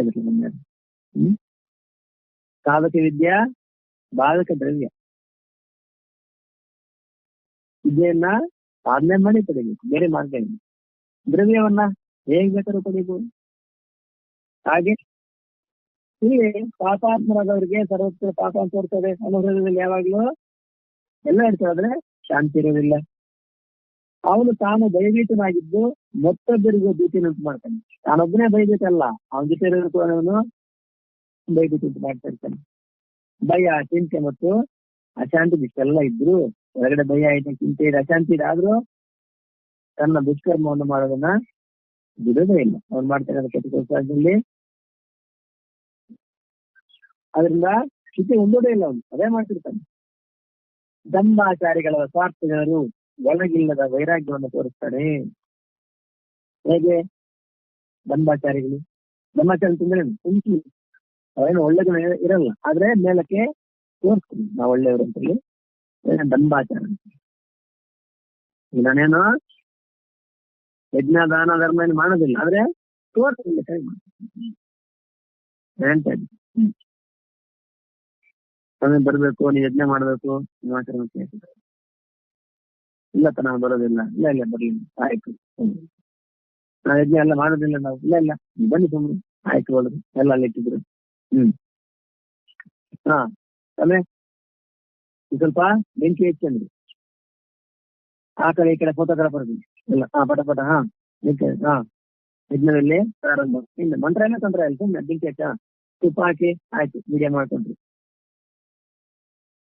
ಪೂರ್ಣಾತಿ ಸಾಮಗ್ರಿ ತಂದ್ರು, ಪೂರ್ಣಾತಿ ಮಾಡಿ ಫೋಟೋ ಎಲ್ಲ ಆಯ್ತು, ವಿಡಿಯೋ ಎಲ್ಲ ಆಯ್ತು. ಯಜ್ಞ ಎಲ್ಲ 5 ನಿಮಿಷ ಮುಗಿದಾಯ್ತು. ಬೆಳಗ್ಗೆ ಪೇಪರ್ ಮಾಡಿದ್ರೆ ಶ್ರೀ ಶ್ರೀ ಶ್ರೀ ಶ್ರೀ ಸ್ವಾಮಿಗಳಿಂದ ಇಲ್ಲಿ ವಿಶೇಷವಾದ ಯಜ್ಞವನ್ನು ಆಚರಣೆ ಮಾಡಲಾಯ್ತು. ಮಾಡಿದ್ದಿಲ್ಲ, ಸತ್ತಿದ್ದಿಲ್ಲ ಅಲ್ಲಿ. ಅಂದ್ರೇನು, ಪೇಪರ್ ದೊಡ್ಡದಾಗಿ ಹೆಡ್ಲೈನ್ಸ್ ಅಲ್ಲಿ ಬಂದಿದೆ ಅಂದ್ರೇನು, ಪೇಪರ್ ಕಥೆಯಲ್ಲಿ ಹಂಗೆ ಇರ್ತದೆ. ಪೇಪರ್ಲಿ ಸುಮಾರು ನಾವು ಏನ್ ನೋಡ್ತೀವಿ ಅದರಿಂದ. ಹಾಗಾಗಿ ವಿಶೇಷವಾಗಿ ಮುಮುಕ್ಷುಗಳಾದವರು, ಏನು ನಾವು ಸಾಧಕರಾದವರು ಪೇಪರ್ ಆಗಲಿ ಟಿವಿ ನ್ಯೂಸ್ ಆಗಲಿ ಹೆಚ್ಚಾಗಿ ನೋಡಿದ್ದೀರಿ ಹಾಕ್ತಾರೆ. ನಾವು ತಿಳ್ಕೊಂಡಾಗ ನಾವು ನೋಡಿದ್ದೆಲ್ಲ ಸತ್ಯ ಖಂಡಿತ ಇಲ್ಲ, ಸತ್ಯನೇ ಬೇರೆ ಇದೆ. ನಾವು ನೋಡಿದ್ರೆ ಇನ್ನೊಂದು. ಈಗೇನು ಗೊತ್ತೇ, ಮೀಡಿಯಾಗಳು ಹೆಂಗಿದೆ ಅಂತಂದ್ರೆ ಯಾರ ಬಗ್ಗೆ ಹೈಲೈಟ್ ಮಾಡಿ ಬರೀತಾರೆ. ಅವನಿಗೆ ಕೆಲಸ ಇರಬಾರ್ದವ, ಅವನ ಬಗ್ಗೆ ದೊಡ್ಡ ಹೈಲೈಟ್ ಮಾಡಿ ಬರೀತಾರೆ. ಇಲ್ಲಿ ಎಷ್ಟೋ ಒಳ್ಳೆ ಅವನ ಬಗ್ಗೆ ಯಾರು ಬರೀತಾರೆ? ಸಮಾಜದಲ್ಲಿ ಸಮಾಜವನ್ನ ಸರಿದಾರಿಯಲ್ಲಿ ನಡೆಸ್ತಕ್ಕಂಥದ್ದು ಮಾಧ್ಯಮಗಳ ಕರ್ತವ್ಯ. ಅಂದ್ರೇನು, ಕೆಟ್ಟದನ್ನ ತೋರಿಸ್ಬೇಕು, ಒಳ್ಳೆದನ್ನ ಕೂಡ ತೋರಿಸ್ಬೇಕು. ಒಳ್ಳೆದನ್ನ ಯಾರು ತೋರಿಸ್ತಾರೆ? ಒಳ್ಳೆದನ್ನ ತೋರಿಸ್ತಾ ಹೋದ್ರೆ ನಿಮ್ಮನ್ನ ಯಾರು ಲೈಕು ಮಾಡಲ್ಲ, ಶೇರು ಮಾಡಲ್ಲ. ಲೈಕ್ ಹೊಡಿಬೇಕಲ್ಲ ಎಲ್ರಿಗೂ. ಇಷ್ಟು ಜನ ನೋಡಿದ್ದಾರೆ ಹೇಳ್ತಾರಲ್ಲ ಏನು ಬರ್ತದೆ ಅಂತ. ಹಾಗಾಗಿ ಜನರು ಯಾವ ತರದ್ ಇಷ್ಟಪಡ್ತಾರೆ ಅದನ್ನೇ ನೋಡ್ತಿರ್ತೀನಿ. ಜನರಿಗೆ ಕೆಲ್ಸಕ್ಕೆ ಬಾರದ ವಿಷಯಗಳನ್ನ ತೋರಿಸಿದ್ರು ನೋಡೋದು ತುಂಬಾ ಇಷ್ಟ. ಹಾಗಾಗಿ ಅದನ್ನೇ ಹೆಚ್ಚಾಗಿ ಬರೀತಿರ್ತಾರೆ. ನೋಡಿ, ಇಡೀ ಪೇಪರ್ ಓದಿ, ಪೇಪರ್ ಸುಮಾರು 8-10 ಪುಟದಲ್ಲಿ ಒಂದು 2 ಒಳ್ಳೆ ವಿಷಯ ಜಾಸ್ತಿ. ಅಂದ್ರೆ ನಮ್ಗೆ ಒಳ್ಳೇದು ಎಷ್ಟು ಬೇಕೋ ಸುಮ್ಮನೆ ಸ್ಯಾಂಪಲ್ ಇದ್ರೆ ಸಾಕು, ಮಿಕ್ಕದ್ದೆಲ್ಲ ಕೆಲ್ಸಕ್ಕೆ ಬಾರ್ದು. ಅದಕ್ಕೆ ಅವ್ರು ಕೂಡ ಅದನ್ನೇ ತುಂಬಿಸ್ತಾ ಇರ್ತಾರೆ. ಟಿವಿ ನ್ಯೂಸ್ ನೋಡಿ, ಟಿವಿ ನ್ಯೂಸ್ ನೋಡಿದ್ಮೇಲೆ ಒಂದು ಶಾಂತಿ ನೆಮ್ಮದಿ ಬರುವಂತ 2 ಮಾತನ್ನ ಇರ್ತದ. ನಾವು ಆ ಮಾತು ಕೇಳೋದ್ರಿಂದ ಒಂದು ಶಾಂತಿ ನೆಮ್ಮದಿ ಉಂಟಾಗುವಂತ 4 ಮಾತು ಇರ್ತದೆ ಅದರಲ್ಲಿ. ಅಂದ್ರೆ ಏನಿರಲ್ಲ, ಬರೀ ಕೆಲ್ಸಕ್ಕೆ ಬಾರ್ದು. ಆ ರಾಜಕೀಯ ಅವನಂಗಂದ ಇವನಿಂಗಂದ ಏನು, ಒಟ್ಟಿನಲ್ಲಿ ಯಾರು ಸುಮ್ಮನೆ ಇರಬಾರ್ದು, ಸುಮ್ಮನೆ ಇರೋರನ್ನ ನಾವು ಸುಮ್ಮನೆ ಇರಬಾರ್ದು. ಅಂದ್ರೆ ಪ್ರಪಂಚ ಎಲ್ಲ ಸೇರಿನಾಗಲ್ಲ, ಎಲ್ಲರ ಮನುಷ್ಯ ಅಂತ ಹೇಳಿ ಯಾರು ನಾವು ಮಾಡ್ಕೊತೀವಿ. ಇನ್ನು ಅದ್ರ ಬಗ್ಗೆ ಮಾತಾಡಿ, ಅವರು ವಿಚಾರ ಮಾಡಿ, ಚರ್ಚೆ ಮಾಡಿ, ತರ್ಕ ಮಾಡಿ, ಬರೀ ಕರೆ ಕೆಲ್ಸೋದೇ ಕೆಲಸ ಇರುತ್ತೆ. ಹಾಗಾಗಿ ಪೇಪರ್ಲೆಲ್ಲ ಬಂದಿದ್ದೆಲ್ಲ ಕೂಡ ಸತ್ಯ ಅಲ್ಲ. ಅದಕ್ಕೆ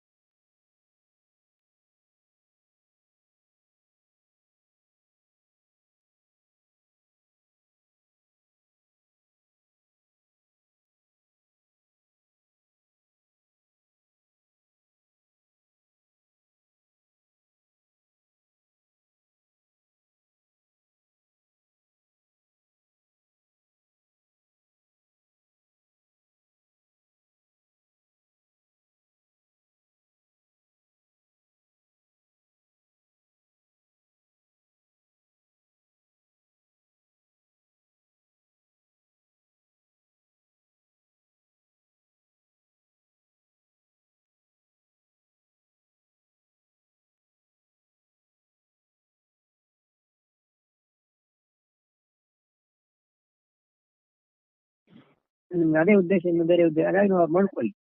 ಚಾಲಕರಾದವರು ಏನ್ ನಾವು ಕೇಳ್ತೀವಿ ಅದೆಲ್ಲ ಸತ್ಯ ಅಂತ ಎಂದು ತಿಳ್ಕೊಬಾರ್ದು. ಅದನ್ನ 4 ವಿಷಯ ತಿಳ್ಕೊಂಡ್ಬಿಟ್ಟು ಅಗಲೆಲ್ಲ ಅದೇ ತಿಳಿತಿರ್ತದೆ. ಅದೇ ಕೆಲಸ. ಈಗ ಸಮಾಜ ಆಲ್ರೆಡಿ ಕೆಟ್ಟು ಕುಳಿತಿದೆ. ಈಗ ನಾವು ಕೆಡ್ಲಿಕ್ಕೆ ಏನು ಪ್ರಯತ್ನ ಮಾಡ್ಬೇಕಾಗಿಲ್ಲ, ಸ್ವಲ್ಪ ಒಂದ್ ಹೆಜ್ಜೆ ಕೆಳಗಿಟ್ಟು ಸಾಕು, ಅವ್ರು ನಮ್ಮನ್ನ ಆ ಕಡೆ ಇಳ್ಕೊಂಡ್ಬಿಡ್ತಾರೆ. ಸಮಾಜ ಜೊತೆ ನಾವು ಹೋಗ್ಲಿಕ್ಕೆ ಏನ್ ಮಾಡ್ಬೇಕು, ಏನು ಮಾಡ್ಬೇಕಿಲ್ಲ, ಸ್ವಲ್ಪ ನೀವು ಒಂದ್ ಹೆಜ್ಜೆ ಕೆಳಗಿರಿ, ಅವರೇ ನೀವು ಸ್ವಾಗತ ಮಾಡ್ತಾರೆ. ಬನ್ನಿ ಬನ್ನಿ ಬನ್ನಿ ನಮ್ಮ ಜೊತೆ ಸೇರ್ಕೊಂಡ್ಬಿಡಿ. ಸತ್ಸಂಗಕ್ಕೆ ಯಾರು ಬರ್ತಾರೆ? ಸತ್ಸಂಗಕ್ಕೆ ಯಾರು ಬರಲ್ಲ. ಅದೇ ಬೇರೆ ಸಂಘಕ್ಕೆ ನೀವು ಸ್ವಲ್ಪ ಒಂದ್ ಹೆಜ್ಜೆ ಆ ಕಡೆ ಇಡಿ, ಅವರೇ ನೀವು ಸ್ವಾಗತ ಬಯಸ್ತಾರೆ, ನಿಮ್ಗೆ ಹೂ ಹಾಕ್ತಾರೆ. ಬನ್ನಿ ಬನ್ನಿ ಬನ್ನಿ ಬನ್ನಿ, ನಿಮ್ಗೆಲ್ಲ ಫ್ರೀ, ಎಲ್ಲ ಮೊದಲು ಎಲ್ಲ ಉಚಿತವಾಗಿಲ್ಲ. ಪ್ರಾರಂಭದಲ್ಲಿ ಎಲ್ಲ ಕೊಟ್ಟು ನಿಮ್ಗೆ ಸಮ್ಮಾನ ಮಾಡಿ, ಏನ್ ಸಮ್ಮಾನ, ಬನ್ನಿ ಬನ್ನಿ ಈ ಕಡೆ ಸೇರ್ಕೊಂಡ್ಬಿಡಿ. ಬಹುಮತ ಇರ್ಬೇಕು ನಮ್ದು ಯಾವತ್ತು, ಆಯ್ತಾ? ಹಾಗೆ ಎಲ್ಲ ನಾವೇನು ನೋಡ್ತೀವಿ ಅವೆಲ್ಲ ಸತ್ಯ ಅಂತಂದ್ರೆ ಅದರಲ್ಲಿ ಸ್ವಲ್ಪ ಕೂಡ ಸತ್ಯಾಂಶ ಇರಲ್ಲ. ಈ ತರ ಸುಮಾರು ನೋಡಿದ್ದೀನಿ, ಅಲ್ಲಿ ಏನಿರಲ್ಲ ಅದನ್ನ ಹೈಲೈಟ್ ಮಾಡಿ ಬರೀತಾರೆ, ಆಯ್ತಾ? ಇನ್ನು ಅದನ್ನ ಮುಚ್ಚಿ ಹಾಕುವಂತ ಪ್ರಯತ್ನ ಕೂಡ ಮಾಡ್ತಾರೆ. ಹಿಂದೇನೋ ಘಟನೆ ನಡೆದಿದೆ, ಮಾಧ್ಯಮಗಳು ಕೂಡ, ಮಾಧ್ಯಮದವರು ಇಷ್ಟಿಷ್ಟು ಅವ್ರದ್ದು ಇದೆಲ್ಲ ಇದೆ ಅಂತಂದ್ರೆ ಪ್ರಾಮಾಣಿಕವಾಗಿ ಕೆಲಸ ಮಾಡಿದ್ರೆ ಅಷ್ಟಿಷ್ಟು ದೊಡ್ಡ ದೊಡ್ಡ ಸೆಂಟ್ರಲ್ ಎಲ್ಲಿ ಮಾಡಕ್ಕಾಗತ್ತೆ, ಅವ್ರ ಬ್ರಾಂಚಸ್ ಅಲ್ಲಿ ಎಲ್ಲಿ ಮಾಡಕ್ಕಾಗುತ್ತೆ, ಎಲ್ಲಿಂದ ಬರ್ತದೆ ಹಣ ಎಲ್ಲ ಅಂತಂದ್ರೆ ಅವೆಲ್ಲ ಅಷ್ಟೇ ಕತೆ. ಹಾಗಾಗಿ ಹೊರಗಡೆ ನೋಡ್ತೀವಿ ಪೇಪರ್ ಅವೆಲ್ಲ ಸತ್ಯ ಅಂತ ಎಂದೂ ತಿಳ್ಕೊಳ್ಬೇಡಿ. ಹೆಚ್ಚಾಗಿ ಪೇಪರ್ ಅಂತೆ ಟಿವಿ ನ್ಯೂಸ್ ಸ್ವಲ್ಪ ನೋಡ್ಬೇಕಾ, ಮುಗಿತಷ್ಟೇ.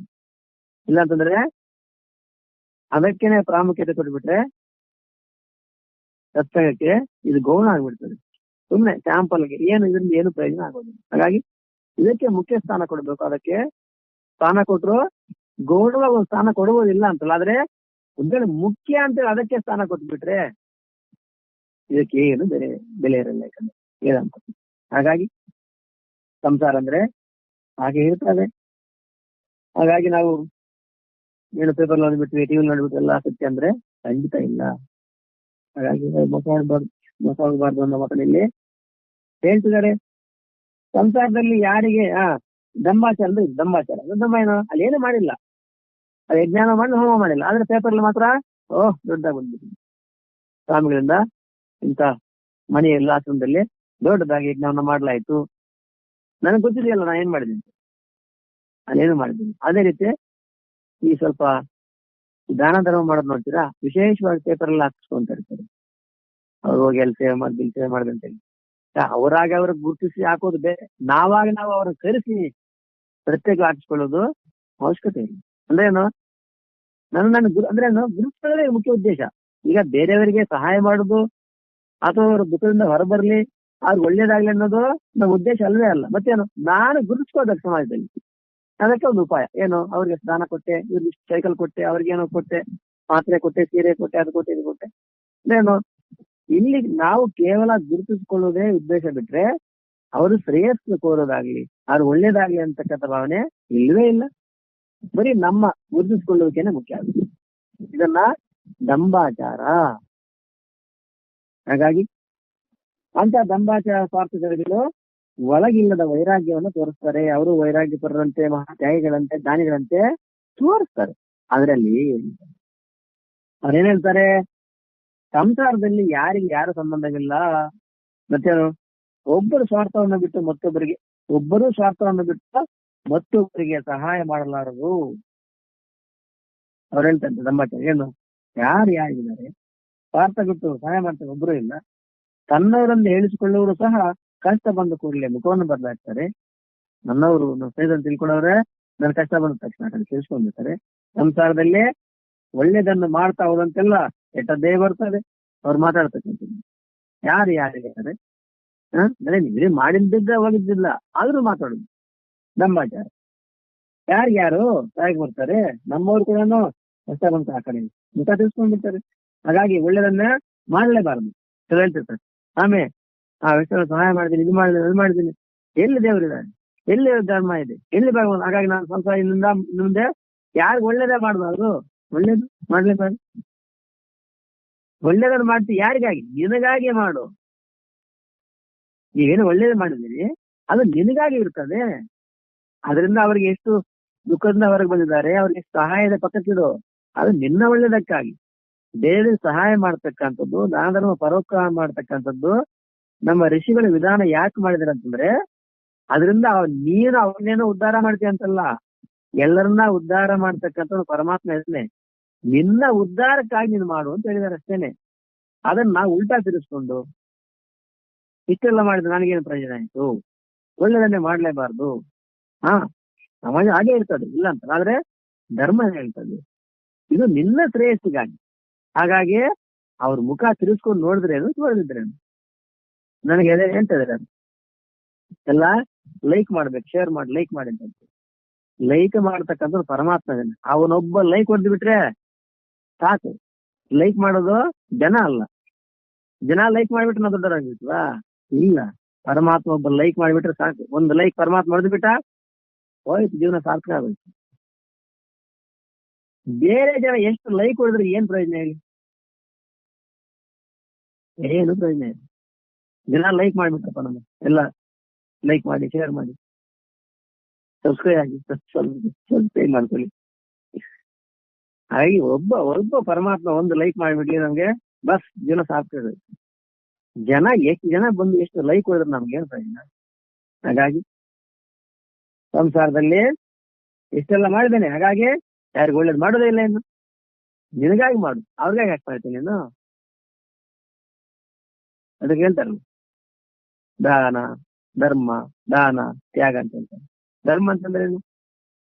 ಒಬ್ಬ ವ್ಯಕ್ತಿಯಾಗಿ ಸಮಾಜಕ್ಕೆ ನಾನು ಮಾಡ್ಲೇ ಅವಶ್ಯಕವಾದ ಕರ್ತವ್ಯ ಅದು. ಯಾರೋ ಕಷ್ಟದಲ್ಲಿದ್ದಾರೆ, ಅದಕ್ಕೆ ನೋಡಿ ಯಾರಾದ್ರೂ ಭಿಕ್ಷು ಸ್ವಾಮಿ ಧರ್ಮ ಮಾಡಿ ಅಂತ ಹೇಳ್ತಾರೆ. ಸ್ವಾಮಿ ಧರ್ಮ ಮಾಡಿ ಅಂದ್ರೇನು? ನೀನು ಧರ್ಮ ಅದು ಕೊಡ್ಬೇಕು. ದಾನ ಹೆಂಗ್ ಗೊತ್ತಾ? ದಾನ ಹೆಂಗಲ್ಲ, ದಾನ ಏನು?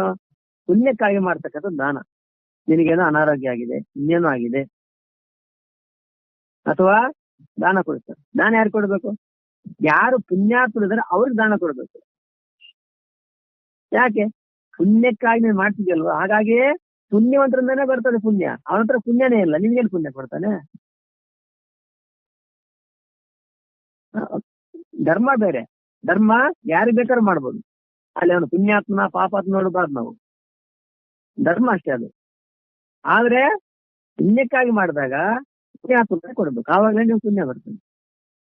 ಇನ್ನು ತ್ಯಾಗ ಏನು ಗೊತ್ತಾ? ತ್ಯಾಗ ನನಗೆ ಅತ್ಯಂತ ಪ್ರಿಯವಾದ ವಸ್ತುವನ್ನು ಇನ್ನೊಬ್ಬರು ಕೊಡ್ತಕ್ಕಂಥ, ಅದು ತ್ಯಾಗ. ನನಗೆ ಅತ್ಯಂತ ಪ್ರಿಯವಾದ ವಸ್ತು ಯಾವುದು ಲೋಕದಲ್ಲಿ ನಾವು ನೋಡ್ಕೊಳ್ಳಿ, ಅದನ್ನ ನನಗಾಗಿ ಇಟ್ಕೊಂಡಿರ್ತೀನಿ.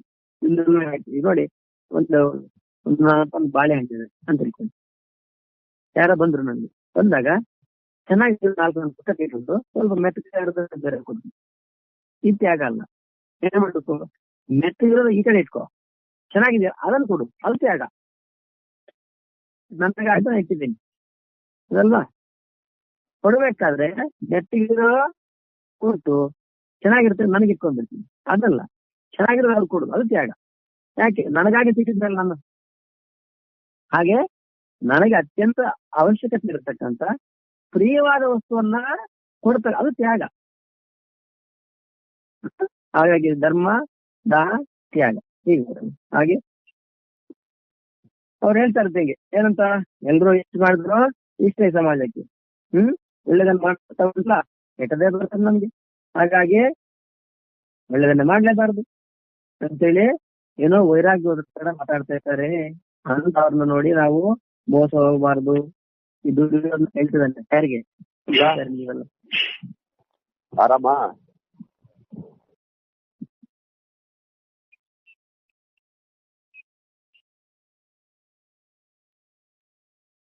ಯಾರು ಮಾತಾಡೋದು ನೋಡ್ಕೊಳ್ಳಿ, ಅಂದ್ಬಿಟ್ಟಾಗ ನೋಡ್ಕೊಳ್ಳಿ. ಯಾರು ಆರಾಮ ಅಂತಿದ್ದಾರೆ?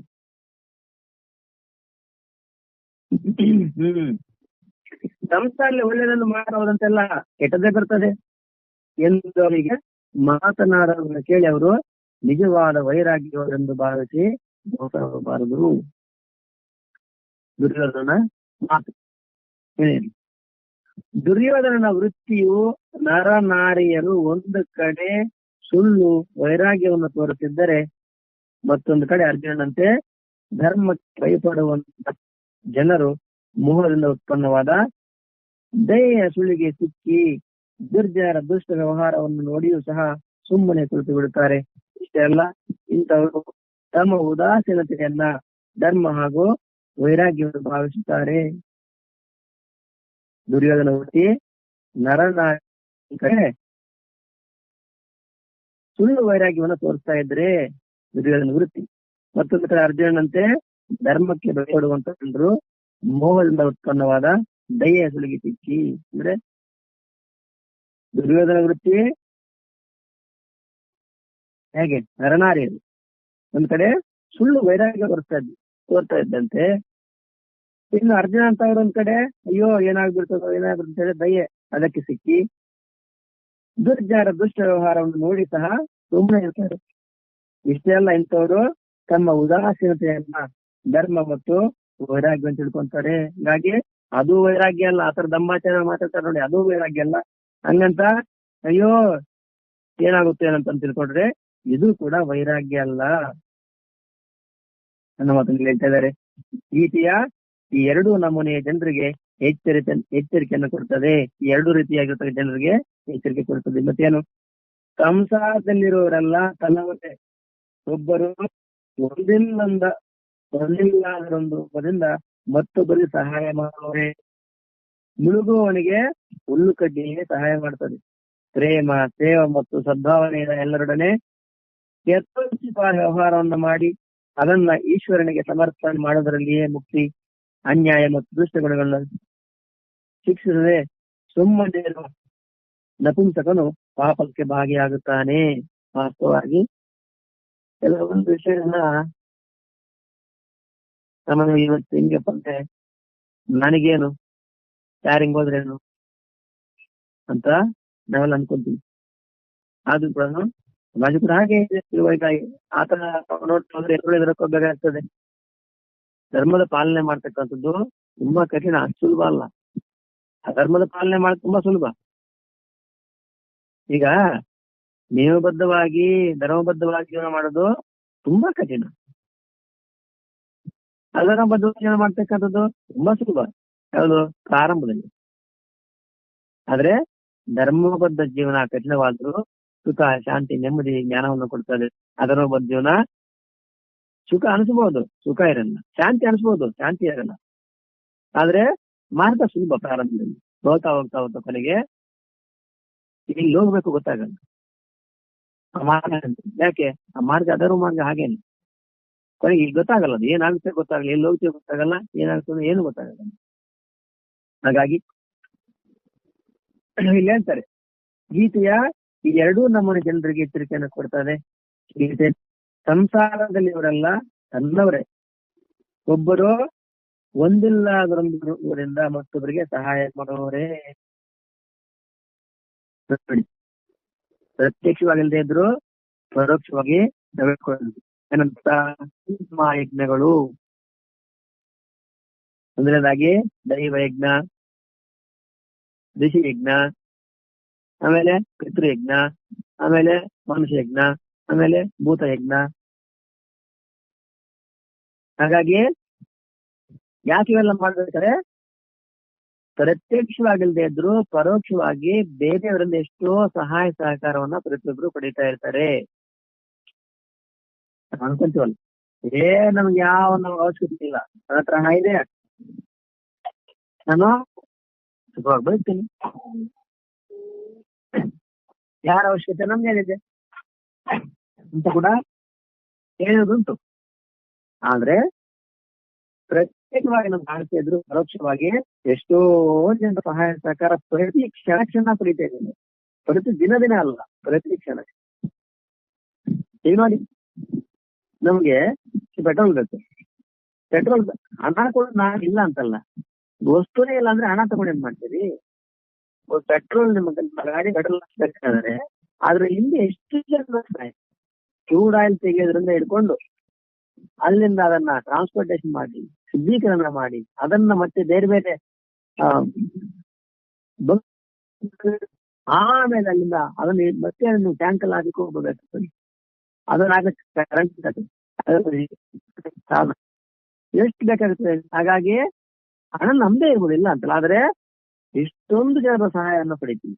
ಇನ್ನು ಉದಾಹರಣೆಗೆ ಹೇಳ್ತೀನಿ, ಹಾಗೆ ನಮ್ಮ ಮನೆ ಸಾಲ ಆಗ್ಬೋದು, ಕರೆಕ್ಟ್ ಆಗ್ಬೋದು, ಆಗಿರ್ಬೋದು, ನಾವು ಉಪಯೋಗಿಸ್ತಕ್ಕಂಥ ಆಗಿರ್ಬೋದು, ನಾವು ತಿಂದ ಔಷಧಿಗಳಾಗಿರ್ಬೋದು, ಎಷ್ಟೊಂದು ಜನರ ಶ್ರಮ ಹಿಂದೆ ಇದೆ ಅಂತಂದ್ರೆ ಹಣ ನಮ್ಮಿಂದ ಅಂತಲ್ಲ. ಆದ್ರೆ ವಸ್ತು ಹಣ ತಗೊಂಡು ಮಾಡ್ತೀವಿ. ಹಾಗಾಗಿ ಎಷ್ಟೋ ಜನರ ಶ್ರಮ ಹಿಂದೆ ಇರ್ತದೆ. ಹಾಗಾಗಿ ಒಬ್ಬರು ಒಂದಲ್ಲ ಒಂದು ರೂಪದಿಂದ ಮತ್ತೊಬ್ಬರಿಗೆ ಸಹಾಯ ಮಾಡೇ ಮಾಡ್ತಾರೆ. ನೀವು ಕೂಡ ಮಾಡ್ತೀವಿ, ನಮ್ದು ಒಂದು ಸಹಾಯ ಇದೆ ಸಮಾಜಕ್ಕೆ. ಅದೇ ರೀತಿ ಸಹಾಯ, ಬೇರೆ ಸಹಾಯ ಕೂಡ ನಮ್ಗೆ ಇದೆ.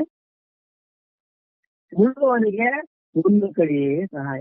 ಒಬ್ಬ ನೀರಿನಲ್ಲಿ ಮುಳುಗೋಗ್ತಾ ಇದ್ದಾನೆ, ಸಣ್ಣ ಹುಲ್ಲು ಕಡಿತ್ತು, ಏನೋ ನೀರಿನ ಒಂದು ಹುಲ್ಲಿದ್ದೇನೋ, ಅದೇ ಅವನ ಸಹಾಯ. ಹಾಗೆ ಪ್ರೇಮ, ಸೇವಾ ಮತ್ತು ಸದ್ಭಾವನೆಯಿಂದ ಎಲ್ಲ ಜನರೇ ಯಥೋಚಿತ ಮಾಡಿ. ನೋಡಿ ಏನ್ ಮಾಡ್ಬೇಕು, ಪ್ರೇಮ, ಸೇವಾ ಮತ್ತು ಸದ್ಭಾವನೆಯಿಂದ ಎಲ್ಲರೊಡನೆ, ಅಂದ್ರೆ ಎಲ್ಲರೊಡನೆ ಇದು ಮಾಡಕ್ಕಾಗತ್ತ, ಕನಿಷ್ಠ ಆದಷ್ಟು ಯಥೋಚಿತವಾಗಿರ್ತೇವೆ ಅವರ ಮಾಡಿ ಅದೇ ಮಾಡ್ಬೇಕಲ್ಲ. ಈಶ್ವರನಿಗೆ ಸಮರ್ಪಣೆ ಮಾಡೋದ್ರಲ್ಲಿಯೇ ಮುಕ್ತಿ. ನಾನು ಮಾಡಿದ್ದೀನಿ ಎಂತಕ್ಕಂತ ಅಭಿಮಾನ ಬಿಟ್ಟು, ನನ್ನಿಂದಲೇ ಇಷ್ಟೆಲ್ಲ ಸಹಾಯ ಸಹಕಾರ ನಡೆದಿದೆ ಅಂತಕ್ಕಂಥ ಬಿಟ್ಟು ಏನ್ ಮಾಡ್ಬೇಕು, ಎಲ್ಲವನ್ನು ಮಾಡಿ ಈಶ್ವರನಿಗೆ ಸಮರ್ಪಣೆ ಮಾಡ್ತಕ್ಕ ಪರಮಾತ್ಮನೇ ನೀನೇ ನನ್ನಿಂದ ಇಷ್ಟೆಲ್ಲ ಮಾಡ್ತಿದೀಯಾ. ಆ ರೀತಿ ಸಮರ್ಪಣೆ ಭಾವ ಬಂದಾಗ ಒಂದೆರಡು ಕ್ಷಣಕ್ಕೆ ಅದು ಅಲ್ಲಿ ಒಂದು ವಿಶೇಷವಾದ ಶಾಂತಿಯ ಅನುಭವ ಆಗ್ತದೆ. ಬೇಡ ಆ ಶರಣಾಗತಿಯಲ್ಲಿ ನಮ್ಮ ಸ್ವರೂಪದ ಹತ್ತಿರ ಇರ್ತೀವಿ. ನಿಮಗೆ ಪೂರ್ತಿ ಶರಣಾಗತಿ ಬಂದಾಗ ಅಥವಾ ಕಣ್ಣ ನೀರು ಬಂದಾಗ ಸ್ವರೂಪಕ್ಕೆ ಎಲ್ಲಿರ್ತೀವಿ, ತುಂಬಾ ಹತ್ತಿರ ಇರ್ತೀವಿ. ನಾವೆಲ್ಲ ಅಹಂಕಾರವನ್ನು ದಾಟಿ ಬಂದ್ಬಿಟ್ಟಿರ್ತೀವಿ, ಸ್ವರೂಪಕ್ಕೆ ಸಮೀಪ ಇರ್ತೀವಿ. ಗೊತ್ತಿಲ್ಲ, ಮತ್ತೆ ಒಂದು ಕ್ಷಣದಲ್ಲೇ ಮತ್ತೆ ಶರೀರ, ಇಂದ್ರಿಯ ಅಥವಾ ಮನಸ್ಸೊಳಗೆ ಹಾರು ಬಿಡ್ತದೆ ಮತ್ತೆ ವಾಪಸ್. ಯಾರು? ನಾನು.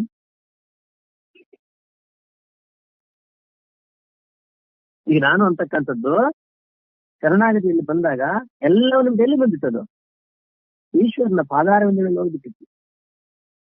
ಅಲ್ಲೇನು ಇರ್ಲಿಲ್ಲ, ನಂದು ಎಲ್ಲ ಅಲ್ಲಿ ಹೋಗ್ಬಿಟ್ಟಿತ್ತು. ಒಂದು ಕ್ಷಣದಲ್ಲಿ ಮತ್ತೆ ಅದು ಹಂಗೆ ಈ ಕಡೆ ಬಂದ್ಬಿಡ್ತದೆ ವಾಪಸ್. ಸ್ವರೂಪಕ್ಕೆ ಹತ್ರ ಏಕ್ದಮ್ ಹತ್ರ ಹೋಗ್ಬಿಟ್ಟಿತ್ತು. ಒಂದೇ ಒಂದು ತೆರೆ ಬಾಕಿ ಇತ್ತು. ಅದನ್ನೇ ಇಲ್ಲಿ ಮುಕ್ತಿ ಅಂತ ಹೇಳ್ತಾರೆ. ಇಷ್ಟೆಲ್ಲ ಮಾಡಿ ಕರ್ಮಯೋಗ ನೋಡಿದ್ವಿ ನಾವು. ಈಶ್ವರನಿಗೆ ಸಮರ್ಪಣೆ ಮಾಡೋದ್ರಲ್ಲಿ ಮುಕ್ತಿ ಇದೆ, ಎಲ್ಲ ನಿನ್ನದಯೇ ಅಂತ ಒಂದು ಸರಿ ಅಪೂರ್ತಿ ಶರಣಾಗತಿ ಆದಾಗ ಅಲ್ಲಿ ಅಹಂಕಾರ ಕೊಡಲಿಲ್ಲ, ಇಲ್ಲ. ಇನ್ನು ಸ್ವಲ್ಪ ಒಂದೇ ಇದೆ, ಒಂದೆರಡು ಕ್ಷಣಕ್ಕೆ ಆ ಸ್ಥಿತಿ ಅನುಭೂತಿ ಆಗ್ತದೆ. ಯಾರು ಮಾಡಿದ್ರೆ ಅವ್ರಿಗೆ ಗೊತ್ತಾಗ್ತದೆ. ಅನ್ಯಾಯ ಮತ್ತು ದುಷ್ಟ ಗುಣಗಳನ್ನು ಶಿಕ್ಷಿಸದೆ ಸುಮ್ಮನಿರುವನ್ನು ತುಂಬಿಸಕನು ಪಾಪಕ್ಕೆ ಬಾಯಿ ಹೇಳ್ತಾನೆ. ಅನ್ಯಾಯ ಮತ್ತು ದುಷ್ಟ ಗುಣಗಳನ್ನ ನೋಡಿರಬಾರ್ದು ಅಂತ ನಿಯಮ ಇದೆ. ಆದ್ರೆ ಈ ದಿನಗಳು ಇಲ್ಲಿ ಮಾಡ್ತೀವಿ. ಆದ್ರೆ ಅದನ್ನ ಕನಿಷ್ಠ ಖಂಡನೆ ಮಾಡ್ಬೇಕು ಅಂತ ಹೇಳ್ತಾರೆ. ಈಗ ಹೆಂಗಪ್ಪ ಅಂದ್ರೆ ಯಾರು ಹೆಂಗಾದ್ರೂ ಚೆನ್ನಾಗಿದ್ರೆ ಸಾಕು. ಎಲ್ಲವನ್ನ ನಾವು ಮುಟ್ಟ ಹೋದ್ರೆ ನಾವು ಮನುಷ್ಯ ಅಂತ ಕಲ್ಪಬೇಕಾಗ್ತದೆ. ಆದ್ರೆ ಧರ್ಮ ಏನಪ್ಪ ಅಂದ್ರೆ ಅನ್ಯಾಯ ದುಷ್ಟಗಳನ್ನು ಮಾಡಿದಾಗ ಕನಿಷ್ಠ ಮಾತ್ರ ಹೇಳ್ಬೇಕಂತ, ಅನ್ಯಾಯ ಅಂತ ಹೇಳ್ಬೇಕಂತ. ಅನ್ಯಾಯ ಅಂತ ಹೇಳ್ಬಿಟ್ರೆ ಮತ್ತೆ ನನಗೂ ಅವನಿಗೆ ವಿರೋಧ ಬಂದಿರ್ತದೆ. ಇಲ್ಲಿ ನ್ಯಾಯ ಪಂಚಾಯತ್ ಮಾಡಿ ಕೊಡ್ತೀವಿ ನಾವು, ನಮ್ಗೆ ಬೇಕಾದವನವನು, ಇಲ್ಲಿ ಅನ್ಯಾಯ ಇರ್ತದೆ. ಇದನ್ನ ಅನ್ಯಾಯ ಅಂತ ಹೇಳ್ಬಿಟ್ರೆ ಅವನಿಗೂ ನನ್ನ ಬಿಸ್ನೆಸ್ ಇದೆ, ಅವನು ನನಗೆ ಇನ್ನೇನು ವ್ಯವಹಾರ ಇದೆ, ಬಂದ್ಬಿಡ್ತದೆ. ಹಂಗಾಗಿ ಅವನದೇ ಪರವಾಗಿ ಮಾತಾಡ್ತಕ್ಕಂಥದ್ದು ನೋಡ್ತೀವಿ. ಹಾಗಾದ್ರೆ ಧರ್ಮಬದ್ಧವಾದ ಜೀವನ ವಿಧಾನ ಅಷ್ಟು ಸುಲಭ ಮಾತಲ್ಲ, ಆದ್ರೆ ಅದೇ ಶಾಂತಿ ನೆಮ್ಮದಿಯನ್ನು ಕೊಡ್ತದೆ.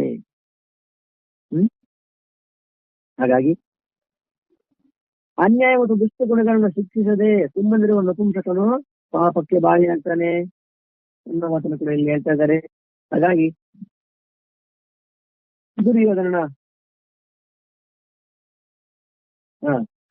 ದುರ್ಯೋಧನನ ವೃತ್ತಿಯು ನರನಾರಿಯರು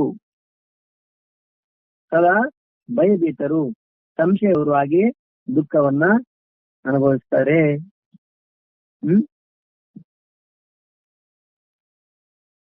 ಅಂತವರು ಧನದ ಭೋಗವನ್ನು ಸುಖವನ್ನು ಬಯಸ್ತಾ ಇದ್ರು.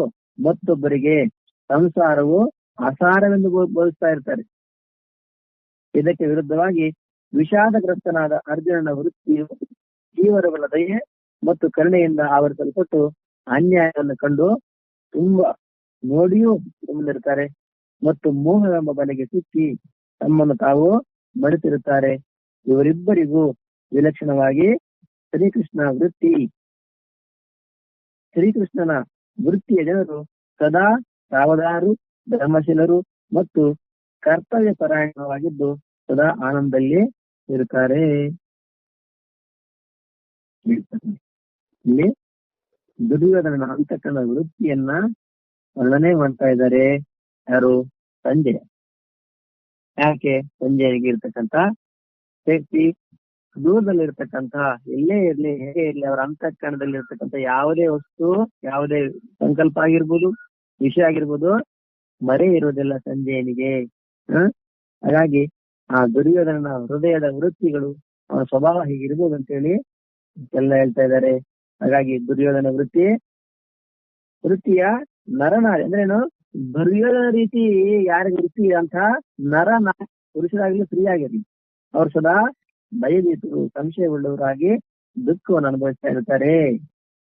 ಅಂತವರು ಧನದ ಭೋಗವನ್ನು, ಸುಖವನ್ನು ಬಯಸ್ತಾ ಇದ್ರು, ಮತ್ತೊಬ್ಬರಿಗೆ ಸಂಸಾರ ಅಸಾರ ಅಂತ ಬದುಕ್ತಾರೆ. ಹೇಗಿದೆ? ಧನದ ಭೋಗವನ್ನ ಯಾರು ದುರ್ಯೋಧನ ವೃತ್ತಿ ಆ ರೀತಿ ನರನಾರಿರು ಅಂತವ್ರು ಯಾರೇ ಆಗಿರ್ಬೋದು, ಸ್ತ್ರೀಯರ ಪುರುಷರ ಅಂತ ಯಾರೇ ಆಗಿರ್ಬೋದು, ಸದಾ ಭಯಭೀತರು, ಸಂಶಯವಾಗಿರ್ತಾರೆ, ದುಃಖ ಅನುಭವಿಸ್ತಾ ಇರ್ತಾರೆ. ಅಂತವರು ಧನದ ಭೋಗವನ್ನು, ಸುಖವನ್ನು ಬಯಸ್ತಾ ಇದ್ರು ಕೂಡ ಮತ್ತೊಬ್ಬರಿಗೆ ಏನ್ ಹೇಳ್ತಾರೆ? ಸಂಸಾರ ಅಂತೇಳಿ ವಧೆ ಮಾಡ್ತಿರ್ತಾರೆ.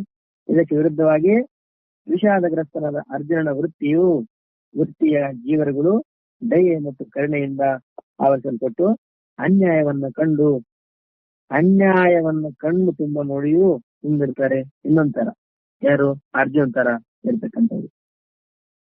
ಮತ್ತು ಮೋಹ ಎಂತಕ್ಕಂಥ ಬಲೆಗೆ ಸಿಕ್ಕಿ ತಮ್ಮನ್ನು ತಾವು ಮರೆತಿರ್ತಾರೆ. ಇವರಿಬ್ಬರಿಗೂ ವಿಲಕ್ಷಣವಾದ ವೃತ್ತಿ. ಯಾವ ವೃತ್ತಿ? ಶ್ರೀಕೃಷ್ಣ ವೃತ್ತಿ. ಅದ್ಯಾರ್ದು? ಸದಾ ಸಾವಧಾನರು, ಧರ್ಮಶೀಲರು ಮತ್ತು ಕರ್ತವ್ಯ ಪರಾಯಣರಾಗಿದ್ದು ಅವರು ಸದಾ ಆನಂದದಲ್ಲಿರ್ತಾರೆ ಅನ್ನೋ ಮಾತಲ್ಲಿ ಹೇಳ್ತಾ ಇದ್ದಾರೆ.